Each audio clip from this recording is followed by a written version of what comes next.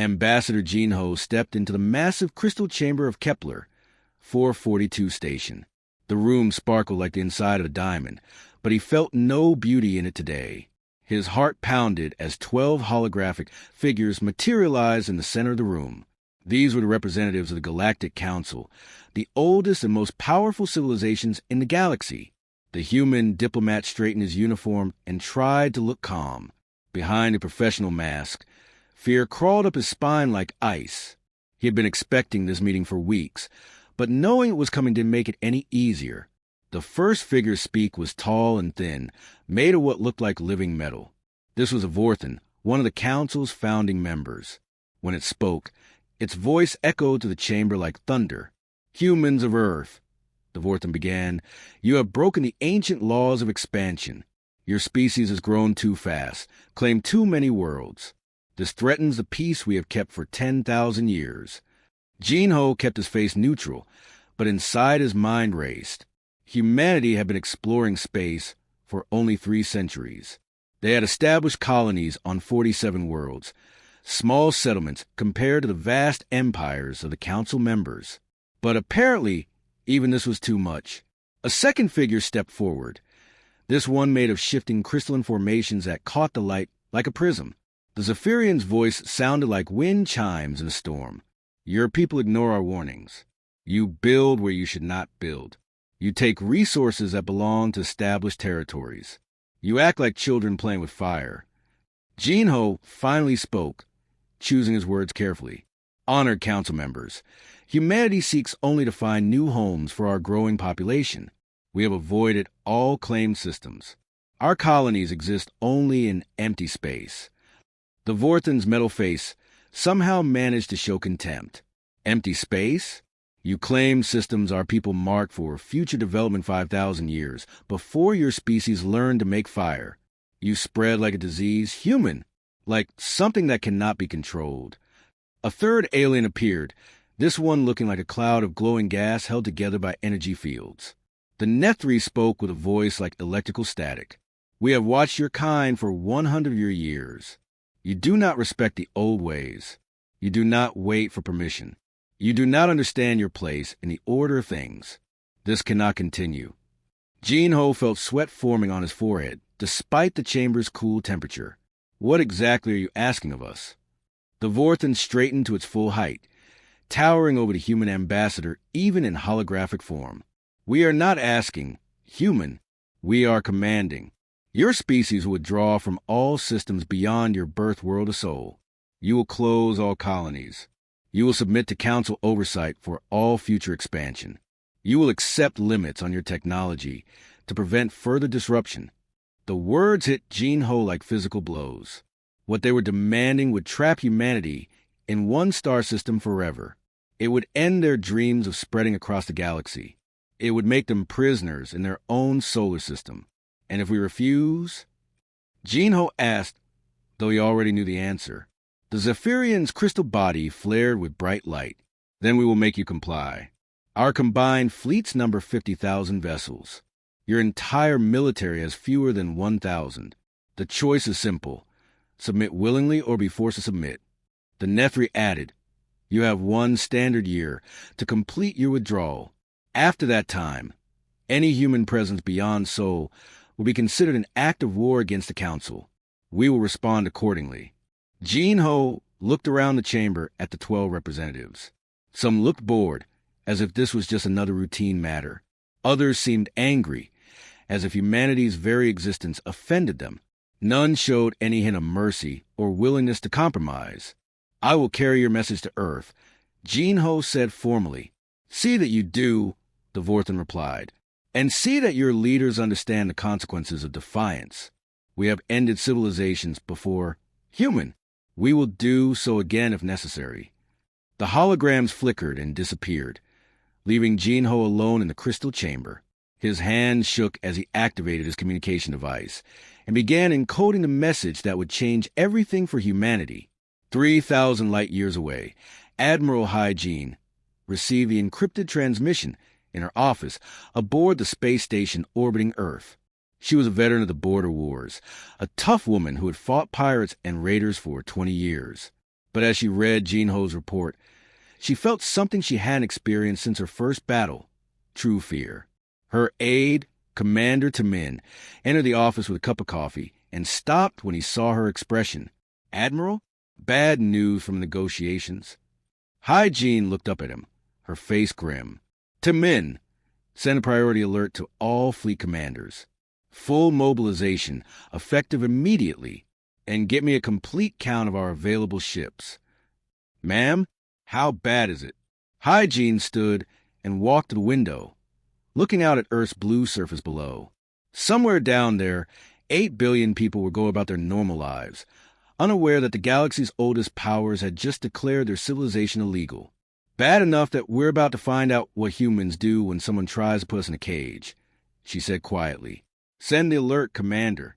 It's time to see if we're as tough as we think we are. Captain Jiwoo stood on the bridge of his frigate Busan Dawn, watching the peaceful mining operation at Kepler 186 through the main screen. 3 cargo ships were loading refined metals while workers moved between the asteroid processing platforms. It looked like any normal day in human space. Then the alarm started screaming. Captain, massive energy signatures detected, shouted Lieutenant So Young from her station. Multiple ships dropping out of hyperspace. The main screen flickered and changed to show 30 sleek vessels emerging from the bright flashes of faster-than-light travel. Jiwoo had seen pictures of Council ships before, but seeing them in person made his blood turn cold.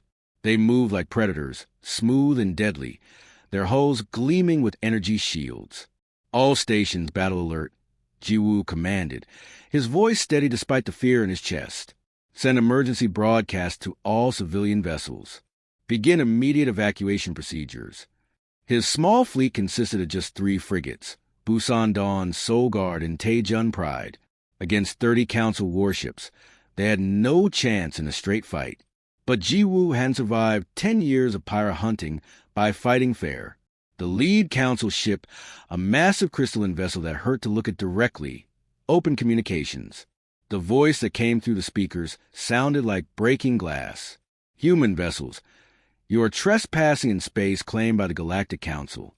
Surrender immediately or be destroyed. Jiwoo activated his own communications. This is Captain Park Jiwoo of the Earth Defense Force. These are legally established human colonies. You have no authority here. We are the authority human. Your species was warned. Your time is over. The Zephyrian command ship fired a single blast of concentrated energy. The mining platform exploded in a ball of superheated metal and escaping atmosphere. 37 people died in that instant, their lives snuffed out as casually as turning off a light. Jiwoo felt rage building in his chest, but he forced it down. Anger would get everyone killed. Instead, he studied the tactical display, looking for anything that might give them an edge. So Young, status on civilian evacuation? Transport ships are loading now, sir, but they need at least 20 minutes to get everyone aboard and clear the system. 20 minutes. Jiwoo looked at the enemy fleet advancing on his position and knew they had maybe 5 minutes before the Council ships reached weapons range. That's when he saw it. The asteroid belt surrounding the mining operation wasn't just rocks floating in space. The miners had been using controlled nuclear charges to break up the larger asteroids for processing. There were still dozens of charges attached to asteroids throughout the belt, ready for detonation. Taeho, he called to his weapons officer. Can you target those mining charges from here? The young officer looked confused for a moment, then his eyes widened as he understood. Sir, if we detonate all of them at once, the debris field will be massive. Everything in this system will be flying through radioactive rock fragments for hours. Exactly. Those fancy Council ships with their energy shields weren't built to handle thousands of high-velocity rocks. Our ships are tougher, more basic. We might survive it. Might, sir. Better odds in fighting 30-3 in open space. Jiwoo replied grimly. Do it. The 3 human frigates spread out through the asteroid belt, their weapon systems targeting the mining charges.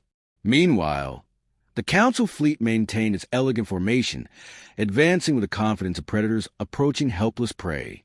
All civilian ships, this is Busan Dawn, Jiwoo broadcast. Emergency burn to jump point immediately. Do not look back. Do not try to help us. Just run. On the transport ship New Incheon, Captain Hyun-woo watched the tactical display with growing horror. "Those idiots are going to get themselves killed," he muttered. His co-pilot, Min-young, shook her head. "No, they're buying us time. Look at what they're targeting." Hyun-woo's eyes went wide as he realized what the Defense Force ships were planning. They're going to turn this whole system into a death trap. All charges armed and ready. Taeho reported from the weapons station. Ji-woo took a deep breath. This was insane, but it might be the only way to save the civilians and send a message to the Council that humans wouldn't go quietly. Fire. The asteroid belt exploded. Dozens of nuclear charges detonated simultaneously, shattering massive rocks into millions of smaller fragments.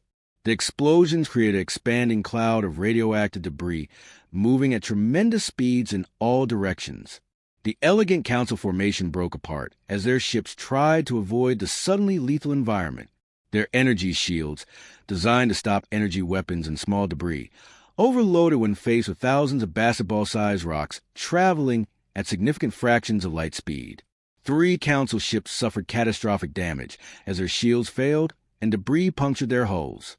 The others scattered, their perfect formation ruined as they tried to find safe paths through the chaos. Ji-woo's frigates, built tough and practical rather than elegant, weathered the storm better. Their thick armor absorbed impacts that would have crippled the more advanced Council vessels. "Damage report," Ji-woo called. "Hull breaches on decks 4 and 7, but we're holding together," So-young replied. "The Soul Guard lost their main engines, but they're alive." On the main screen, Ji-woo watched the last civilian transport disappear into hyperspace, carrying 2,000 refugees to safety. The mission was accomplished, but the cost had been enormous. Admiral Hygiene received the battle report 6 hours later. 3 frigates against 30 Council ships, and somehow the humans had won, not through superior technology or numbers, but through sheer audacity and willingness to risk everything. She smiled coldly and began drafting orders to all human colonies. The Council wanted a war. They were about to learn what that really meant. Dr. Min-jun rubbed his tired eyes and stared at the holographic blueprints floating above his desk. He had been working for 18 hours straight in the underground laboratories beneath Seoul, and his body was screaming for rest. But rest was a luxury humanity could no longer afford.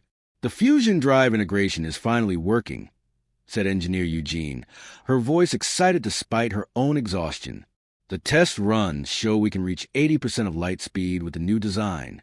Min-jun nodded, studying the sleek ship design that rotated slowly in the air before him. The Prometheus-class vessels were unlike anything humans had built before. They were fast, deadly, and guided by artificial intelligence systems that could think faster than any organic brain. "How many can we build?" Min-jun asked. Eugene's excitement faded slightly. "If we convert every factory on Earth and use all our remaining colony resources, maybe 200 ships in 6 months. But the power requirements will drain our entire energy grid." "Do it anyway," Min-jun said without hesitation. "If we lose this war, having electricity won't matter much." 3 systems away, Commander Kyung-soo crouched in the crystal caves beneath New Incheon Colony. Above his head, the sounds of Nethri patrol craft hummed through the rock as they searched for human resistance fighters. The energy-based aliens had occupied the colony's main cities, but they had made one crucial mistake. They didn't understand the world they were trying to control. "The next patrol passes over Sector 7 in 2 minutes, whispered Scout Eun-ju, her eyes glued to a small sensor device. "Their energy forms can't detect us through the mineral deposits in these caves." Kyung-soo checked his equipment one more time. The modified mining charges strapped to his back weren't standard military weapons, but they would do the job. He had learned the cave systems during his 5 years as a colonial surveyor. Every tunnel, every weak point, every place where a small explosion could bring down tons of rock. "Remember the plan?" he whispered his team of 12 fighters. "We hit the support columns in Tunnel Complex C7. The entire upper level collapses, and their patrol gets trapped underground. No way out." The team moved through the darkness like ghosts, their footsteps silent on the smooth cave floor. Above them, The Nethri patrol continued its search, never knowing that death stalked them from below. The explosion echoed to the caverns like thunder. Thousands of tons of rock crashed down, sealing the upper tunnels and trapping 3 Nethri scouts in a maze of stone. It wasn't the first such attack, and it wouldn't be the last. On Earth's orbital defense platform, Admiral Hygiene watched the tactical displays, showing human colonies across dozens of star systems. Red markers indicated Council occupation forces, while green markers showed active resistance operations. The humans were outnumbered, outgunned, and fighting on multiple fronts. But they were also doing something the Council hadn't expected. They were winning. Status report on Operation Burning Path. She requested from Commander Tae-min.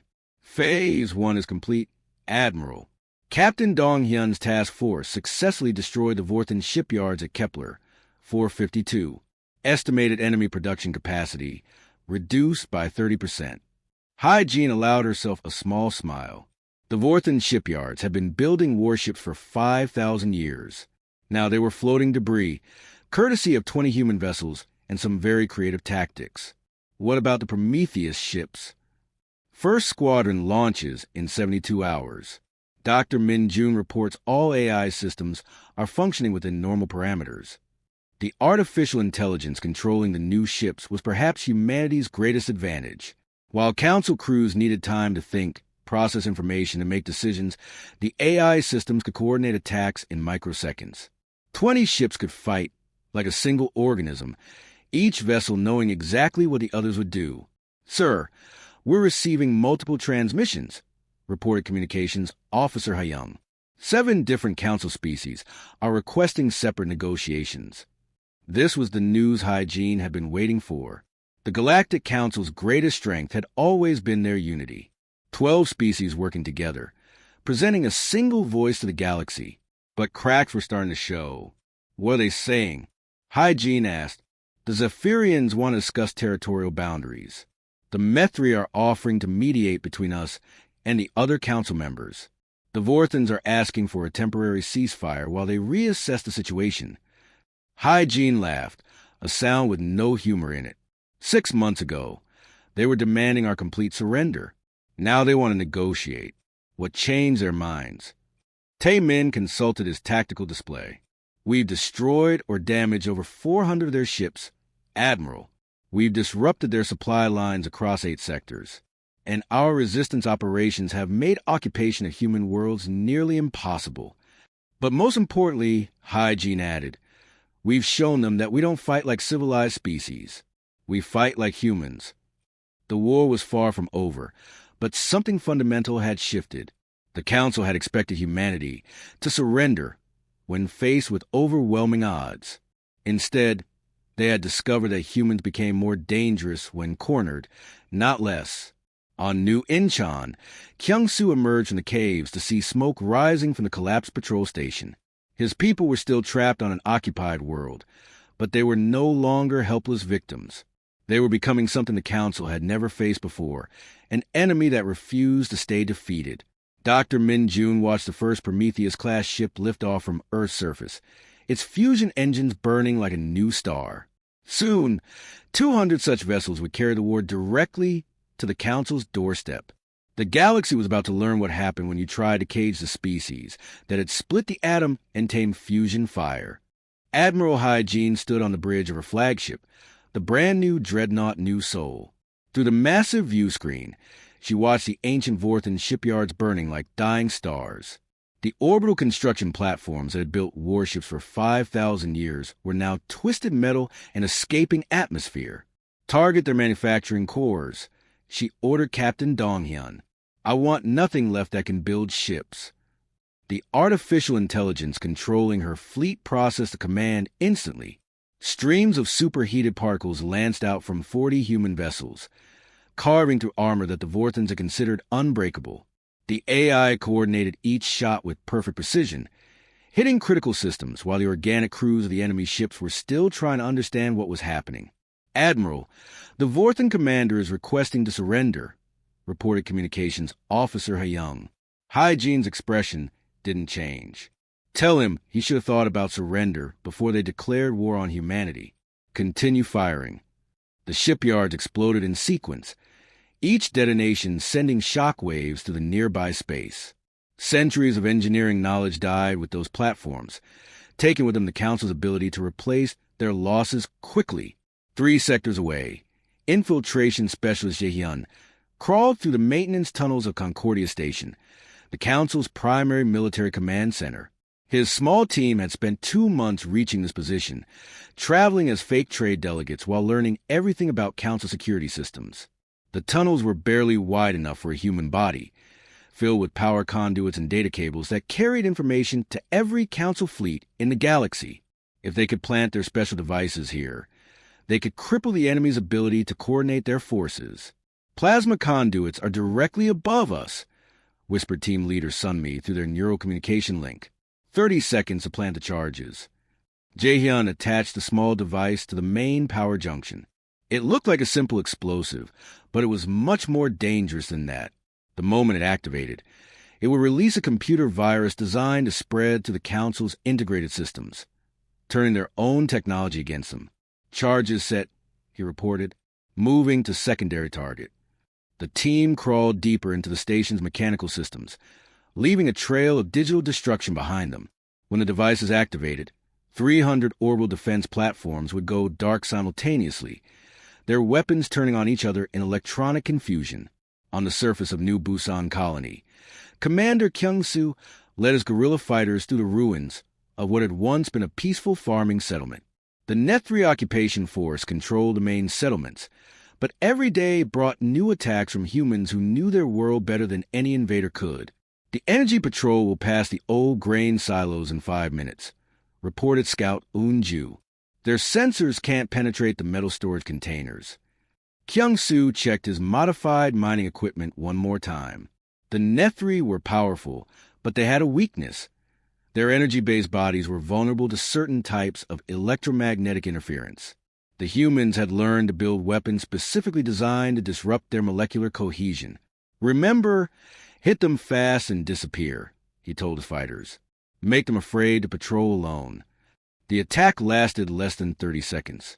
When it was over, 3 Net-3 scouts had been dispersed back into random energy, and the human fighters had vanished into the maze of abandoned buildings and underground tunnels.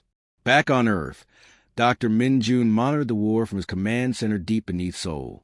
The reports coming in from across human space painted a picture that would have seemed impossible 6 months ago.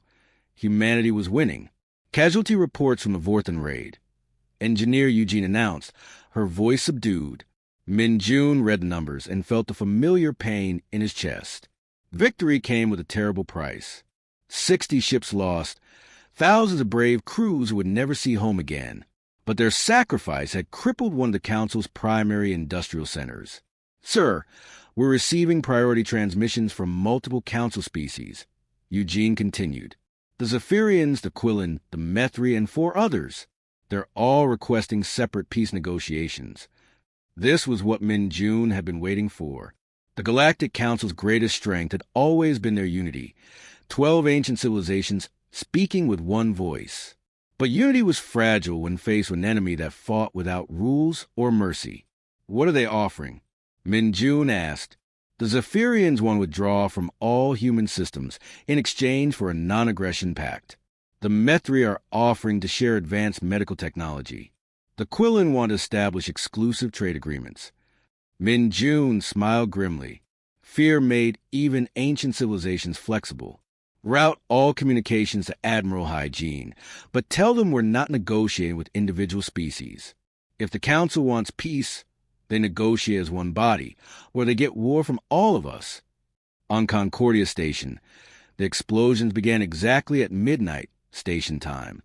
Jaehyun and his team watched from their hidden position as defense platforms across 3 star systems went dark, their weapon systems turning on each other in electronic confusion. Package delivered. Sunmi reported through their secure communication channel. Primary objectives achieved. The message was clear to everyone in the galaxy. Nowhere in Council space was safe from human determination. Not their industrial centers, not their command stations, not even their oldest and most secure installations. Admiral Hygiene received the reports with satisfaction. The Council had started this war believing that humanity would surrender when faced with overwhelming odds. Instead, they had discovered that humans became more creative, more dangerous, and more determined when their backs were against the wall. The galaxy's oldest civilizations were learning a painful lesson. Sometimes the youngest species were the most willing to burn everything down rather than accept defeat. Admiral Hygiene stared at the massive ring world of Concordia through the main view screen of her flagship. The artificial world stretched across space like a silver ribbon, home to 50 billion souls and the seat of galactic power for 10,000 years. Soon, it might become the graveyard of human civilization, or the birthplace of a new galactic order.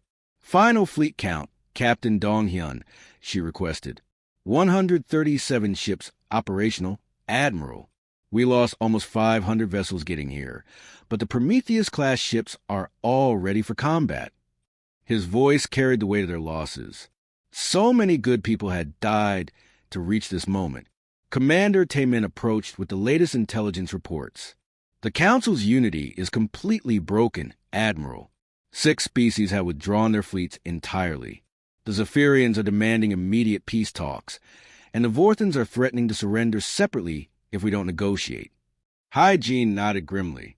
The burning path her fleet had carved through Council space had done more than destroy ships and stations. It had shattered the ancient alliance that held their civilization together. Fear had a way of making even the oldest partnerships crumble. Admiral, incoming transmission from Concordia, announced Communications Officer Hyung. It's the emergency session of the full Council. The holographic form of the Vorthan Prime speaker appeared on the bridge, its metal features showing something Hygiene had never seen from Council representatives before: desperation. Admiral Hygiene of Earth. The alien began. The Council acknowledges the effectiveness of your military campaign. We are prepared to discuss revised territorial agreements and mutual recognition of sovereignty. Hygiene stepped forward, her voice cold as the space between stars. 6 months ago, you gave us an ultimatum. Submit or be destroyed, you said. You attacked our colonies, murdered our civilians, and tried to cage us in our own solar system. Now you want to talk. The current situation benefits no one, the Prime Speaker replied. Continued warfare will result in massive casualties on both sides. Surely reasonable beings can find a peaceful solution. Reasonable. Hygiene laughed, but there was no humor in the sound. Was it reasonable when you declared war on a species that had done nothing but expand into empty space? Was it reasonable when you burned our mining stations and killed innocent families? Around Concordia, the remaining Council fleets took defensive positions, their elegant formations betraying the fear of commanders who had never faced an enemy like humanity. The humans had proven they didn't fight like civilized species.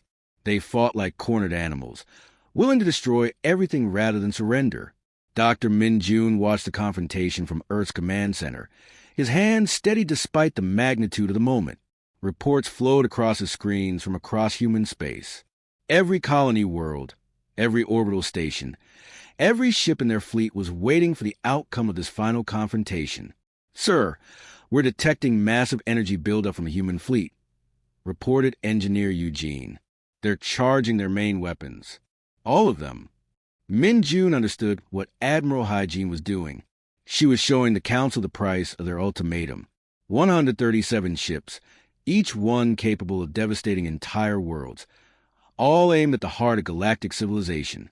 Back on the bridge in New Seoul, Hygiene continued her demands. Here are our terms, and they are not negotiable. Immediate recognition of human territorial sovereignty in all systems we currently occupy. Full reparations for destroyed colonies and murdered civilians, and permanent seats on the Galactic Council for Earth and all human worlds. The Prime Speaker's form flickered with shock. Those terms would fundamentally alter the balance of galactic power that has existed for millennia. We cannot simply. You can and you will. Hygiene interrupted, because the alternative is watching Concordia burn along with 50 billion of your people. And unlike you, we've proven we're willing to pay any price to achieve our objectives. On the colony world of New Incheon, Commander Kyung-soo emerged from the underground tunnels where he had fought his guerrilla war for months. Above him, the Nethri occupation forces were already beginning their withdrawal, their commanders too frightened to continue fighting humans who refused to be conquered. "Is it over?" asked Scout Unju, her young face marked by months of constant warfare. Kyung-soo looked up at the sky, where Council transport ships were loading their troops for departure. "For now, but they'll remember this. The whole galaxy will remember what happens when someone tries to put humans in a cage." The negotiation lasted 3 more hours, but the outcome was never in doubt. Faced with an enemy that had proven their willingness to destroy everything rather than submit, the Council had no choice but to accept humanity's demands. The Treaty of Concordia was signed on a small transport ship between the two fleets, with representatives from both sides putting their names to the document that would reshape galactic civilization. Ambassador Jinho, the same man who had received the Council's original ultimatum, now signed humanity's victory into law. As the ceremony concluded, Admiral Hygiene stood once again on her bridge, watching as Council ships began to withdraw from human space. The war was over, but its effects would echo through the galaxy for centuries to come. The young species from Sol had answered the Council's declaration of war with fire, and in doing so, had earned their place among the stars not through diplomacy or gradual acceptance, but through their refusal to kneel before anyone. Humanity had learned an important lesson about the galaxy. Sometimes the only way to earn respect was to prove you were too dangerous to ignore. They had paid a terrible price in blood and sacrifice, but they had gained something invaluable in return: the knowledge that they would never again bow to anyone's ultimatum. The age of human expansion had truly begun.